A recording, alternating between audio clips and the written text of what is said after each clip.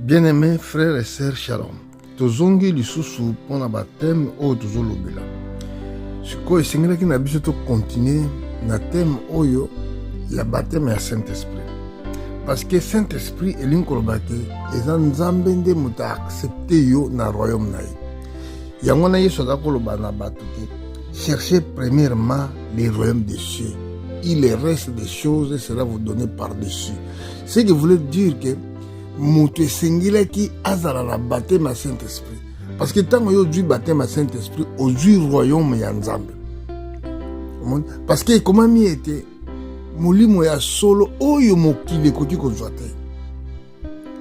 Bible obi ete ekozala na bino ti suka ya ekeke. Donc nakozala na bino ti suka ya ekeke. Molimo ya solo oyo mokili ekoki koyamba te. Donc molimo wana ntango babi mokili balobi nini na banani eza na race moko na mokili oyo tozobenga race ya serpent bakoki kozwa esprit saint te. Parce que tala ntango efandi kati na motu na kotanga mbango na mokanda na Isaïe na chapitre 11 na verset 2. Frères et sœurs, écoutez bien. L'esprit de l'Éternel reposera sur lui. Esprit de sagesse et d'intelligence, esprit de conseil et de force, esprit de connaissance et de crainte l'Éternel. Donc bato mokili bakoko yamba molimo te po eyebanaka na bakalite oyo eza esprit moko eza ya sagesse ya intelligence, esprit ya conseil, esprit molimo na nguya, esprit ya connaissance. Vous voyez? Ils ont même ma connaissance divine et ils ont esprit oye pesaka moto azala na bobangi. Vous voyez? Même les anges bazalaka na komi kitsape kobanga nzambe. Mais remarquez que na kati ya loi ya 10 commandements nzambe alobi ke ne citez pas son nom en vain. Lelo komba nzambe azosaka nango moto nyonso tu alingi kosite kombo ya nzambe asala bakomeli na ye azali kosite kombo ya nzambe. Mais Bible lobi kosite kotanga kombo ya nzambe na pamba te. Kotanga kombo ya nzambe na pamba te epi kozwa kombo ya nzambe na kosakana te. Alors lelo bato bazo kosakana bazali oza na problème na una mutu ozotia nzambe témoin oza na makambo na yo oza na baproblème na yo bozotia nzambe lokola kombo moko eza na nguya te. Oh frère et sœur, mutu aza na molimo na nzambe aza na kobanga, aza na kobanga nzambe babangaka ye koloba te nga na respectaka nzambe babangaka ye mpo nzambe aza principe. Donc eko osala makaka na bato bayambi Saint-Esprit bongo yango nde zokodétermine éternité na biso. Parce que soki na se na moya na mokili tozwi yango te koprétendre te okende kozwa yango soki okufi. Donc pendant que tu vis faut kozwa yango, mais mpona kozwa yango esengeli yo olinga liloba, olinga nzambe, olinga kotosa liloba na nzambe nde mpona kozwa Saint-Esprit yango wana apesaki yango promesse. Mais lelo bato bazokoya na église mpona koluka bandaku mabala basuccès nyonso po élévation liboso ya bato, mais bazobosana koluka ete azala baptisé na baptême ya Saint-Esprit.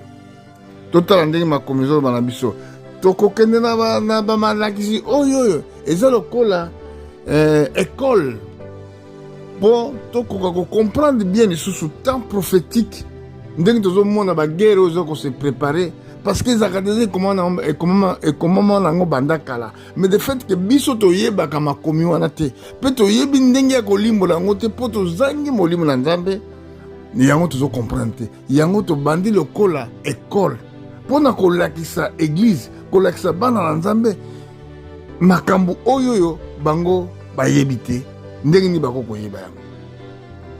Soki toyei na mokanda na Jean na chapitre na yango 14 totangi na verset 15 Si vous m'aimez, gardez mes commandements. Et moi, je prierai le Père. Il vous donnera un autre consolateur afin qu'il demeure éternellement avec vous. L'endamment éternel. Esprit de vérité que le monde ne peut recevoir parce qu'il ne le voit point. Il ne le connaît point. Mais vous le connaissez car il demeure avec vous. Il sera avec vous. Awa, Yesu alakisi ke esprit wana mokili ekoki koyamba ngo te. Ekoki koyamba esprit wana te. Po bayebi yango kutu te. C'est pour cela Satan mpe na ndenge na ye. Lokola azalaki na trône na Nzambe ayebaki makambo mingi eza kuna amemi susu enseignement na ye mosusu.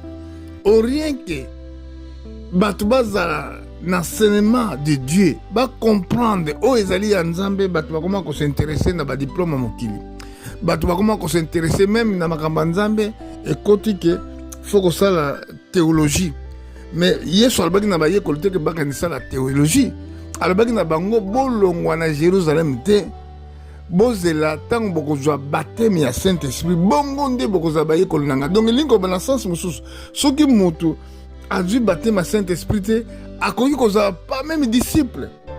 Vous voyez, akoki kozala bongo te. Alors, yango na verset 23, 24 alobi lisusu.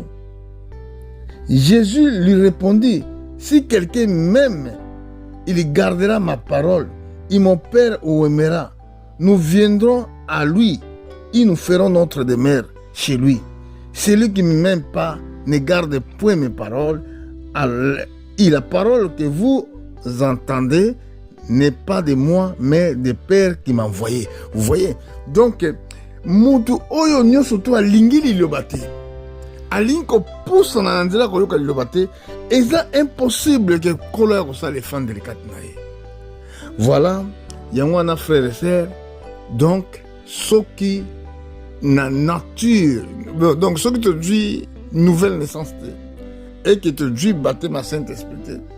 Et c'est très difficile, tout l'oblet de Kamboya enlèvement, tout l'oblet de Kamboya kozonga na Yesu. Et c'est très difficile. Parce que, maïla mokilo yo, et c'est folie. Maïla mokilo, et c'est folie. Maïla mokilo yo, et c'est tout simplement pour me mettre en enfer. Et c'est maïla mokote koko me mayo mon Nzambe na ke mbangu na mokanda na 1 Corinthiens na chapitre na yango. Chapitre 1, Nazotanga verset 19. Apôtre Paul a dit aussi, il est écrit, j'ai détruit la sagesse des sages et j'ai anéantirai l'intelligence des intelligents. Où est le sage? Où est le scribe? Où est le disputeur de ce siècle? Dieu n'est-il pas convaincu de la folie, la sagesse du monde? Car puisque le monde avec sa sagesse n'est point connu Dieu dans sa sagesse, dans la sagesse de Dieu, il a plu à Dieu de sauver les croyants par la folie de la prédication. Bible était car puisque le monde avec sa sagesse n'est point connu Dieu. Donc, na mayela mokili oyo koko yeba Nzambe te. Une fois que soko yebi Nzambe te na mayela mokili, oza destiné au que de l'enfer parce que bato ba na lola baza ba bobele ba oyo ba yambi Yesu. Na yemba ngomba mpona kosuka na 1 Corinthiens. Eza penza monene mateya oyo metoke na mbangu na 1 Corinthiens chapitre 2 na verset 6. Cependant, c'est une sagesse que nous prêchons parmi les parfaits. Sagesse qui n'est pas été de ce siècle, ni des chefs de ce siècle, qui vont être anéantis. Ah, tout le monde dit que les chefs de ce siècle, ils vont anéantis. Bible, nous prêchons la sagesse de Dieu mystérieux et caché que Dieu avait, avant les siècles, avait destiné pour notre gloire. Sagesse qu'aucun des chefs de ce siècle ne connaît. Car s'il est su, si il fut connu, il n'aura pas crucifié le Seigneur de la gloire. Donc, sagesse oyo, chef à mokili oyo, ibi yango te. Donc, nakozonga sous na troisième position, ya mayela mokili. Parce que toujours la sagesse moko n'a pas parfait. Et Bible bien dit, soyez parfait comme votre Père dans les cieux est parfait. Que Dieu vous bénisse. Tokozonga pona tina susu ya baptême à Saint-Esprit. Que Dieu vous bénisse.